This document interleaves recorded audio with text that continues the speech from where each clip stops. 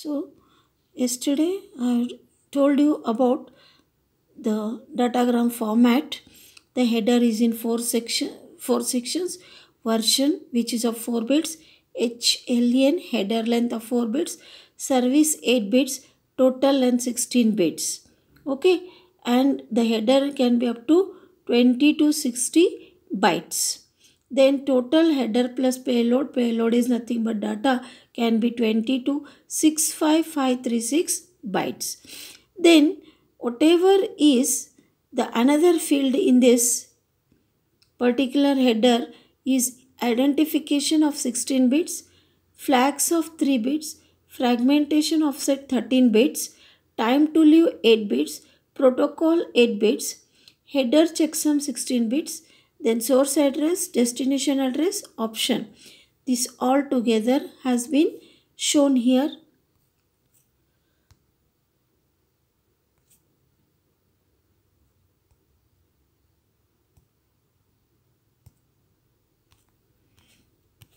Which has been shown here.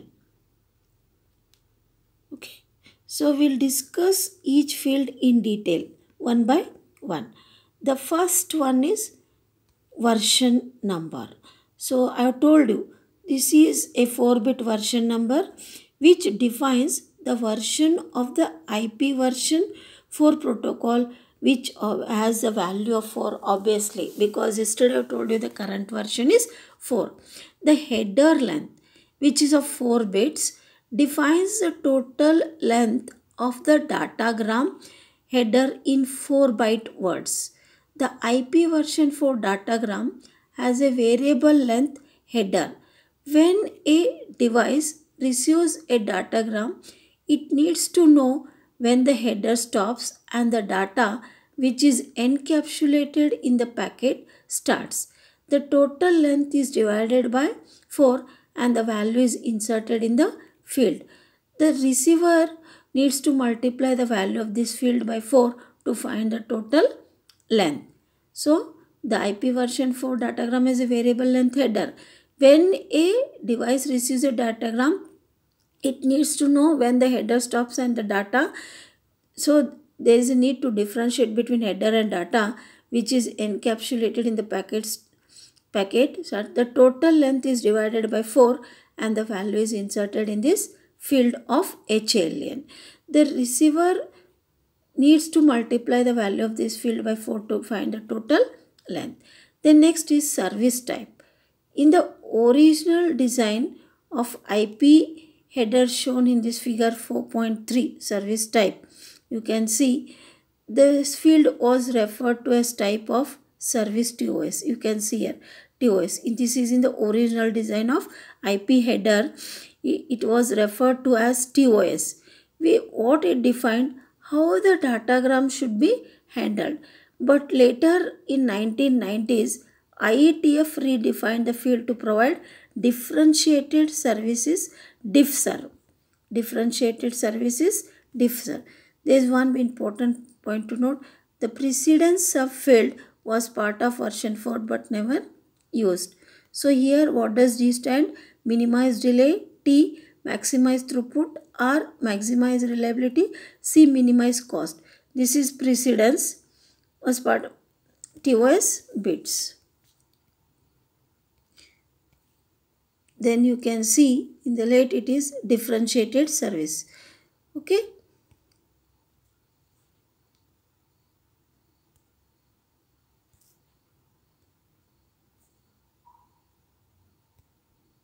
So next we'll see about the next field, total length. So when we saw the datagram format, it is of 16-bit field which defines the total length header plus data of the IP datagram in bytes. It is a 16-bit number which can define a total length of 65536. Here it has been shown 65536 bytes when all bits are ones. The size of the datagram is normally much less than this. So what does this field help us? Help the receiving device to know when the packet has completely arrived. Then to find the total length of the data coming from the upper layer, how much is the data coming from the upper layer? The header length should be subtracted from the total length. The header length can be found by multiplying the value in HLEN field by 4. This note, the total length field defines the total length of the datagram including the header. The next field is identification, flags and fragmentation offset. These three fields are related to the fragmentation of the IP datagram when the size of the datagram is larger than the underlying network can carry. So they are related to fragmentation of the IP datagram when the size of datagram is larger than the underlying network can carry. Next is time to live. Time to live, this field, time to live field. See, when a malfunctioning takes place, due to that some malfunctioning of routing protocols, a datagram may be circulating in the internet, visiting some networks over and over without reaching the destination. It does not reach the destination because of some malfunctioning, but it keeps on circulating in the internet, visiting some networks over and over without reaching the destination. So what may take place is it create extra traffic in the internet.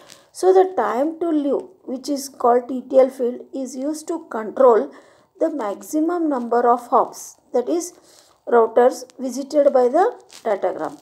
When a source host sends the datagram, it stores the number in the field. This value is approximately 2 times the maximum number of routers between any two hosts. Each router that processes the datagram decrements this number by 1. If this value after being decremented is 0, the router discards the datagram.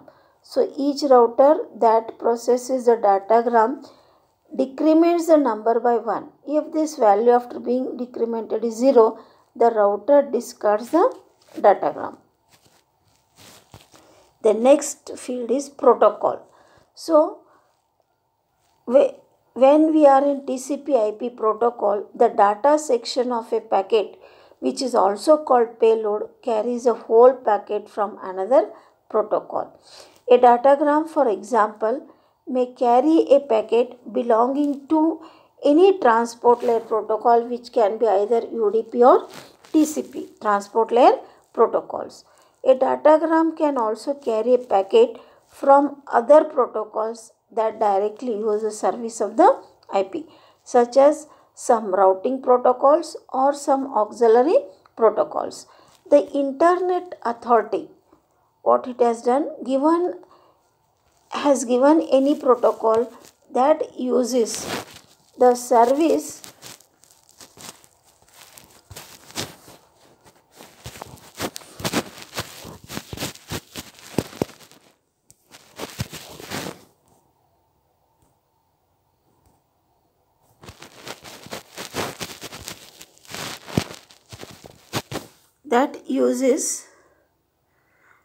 any protocol that uses the service of a IP, a unique 8-bit number which is inserted in the protocol field. So a unique 8-bit number is given which is inserted in the protocol field. When the payload is encapsulated in a datagram at the source IP, the corresponding protocol number is inserted in that field. When the datagram arrives at the destination, the value of the field helps to define to which protocol the payload should be delivered. That is, in other words, this field provides multiplexing at the source and demultiplexing at the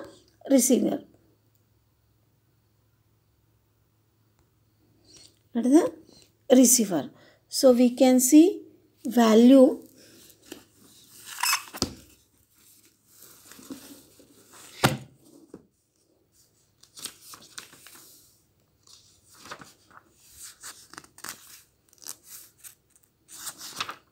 I'll repeat.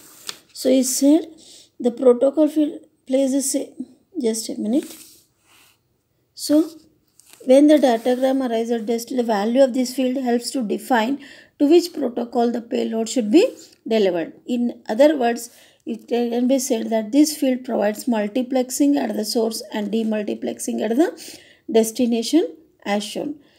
Whatever are the protocol fields at the network layer play the same role as the port numbers at the transport layer.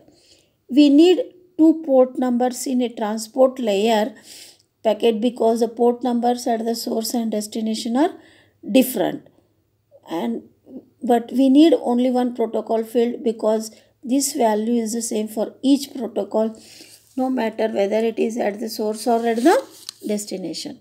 So you can see multiplexing and demultiplexing using the value of protocol field. You can see TCP protocol has been shown, then UDP protocol, then payload has been shown, ICMP, IGMP, USB network layer. Then you can see some protocol values. ICMP it is 01, IGMP is 02, TCP is 06, UDP is 17 and OSPF open shortest path first 8, 9 it is. Next we will see about header checksum. So as we know, IP is not a reliable protocol. It does not check whether the payload carried by a datagram is corrupted during the transmission. This IP has put the burden of error checking of the payload on the protocol that owns the payload, such as UDP or TCP. So whatever is a datagram header, it is added by IP and its error checking is the responsibility of IP. So whatever is the errors in the IP header can be a disaster. For example, if the destination IP address is corrupted, the packet can be delivered to wrong host. If the protocol field is corrupted, the payload may be delivered to the wrong protocol. If the fields related to the fragmentation are corrupted, the datagram cannot be reassembled correctly at the destination. So on. Due to these reasons, IP adds a header checksum in order to have checksum for header part, to check the header but not the payload. Only it will check the header but not the payload. We need to, since the value of some fields such as TTL, which are related to fragmentation and options, may change from router to router, then the checksum needs to be recalculated at each router. Then in case of internet, the checksum normally uses a 16-bit field which is a complement of the sum of other fields calculated using one's complement arithmetic. Next is source and destination address. These 32-bit source and destination address fields will define the IP address of the source and destination respectively. The source host should know the IP address. The destination IP address is either known by the protocol that uses the service of IP or is provided by the DNS. The value of these fields must remain unchanged during the time the IP datagram travels from the source host to the destination host. IP addresses. Next field is options. A datagram header can have up to 40 bytes of options. Can have up to 40 bytes of options. Can have up to 40 bytes of option. Then what for this option field is needed can be used for network testing and debugging. Usually, or although options are not required a part of the IP header, option processing is required of the IP software. What is the meaning of this? All implements must be able to handle options if they are present in the header. So the existence or presence of options in a header creates some burden on the datagram handling. But some options can be changed by routers, which forces each router to recalculate the header checksum. There are 1 byte and multi-byte options which will be discussed later. Payload. Payload or data, it is the main reason for creating a datagram. Then this payload is a packet coming from other protocols that use a service of IP. Then when it is compared to a postal package, payload is the content of the package. The header is only the information written on the package. So these are the examples. We'll see it in next lecture.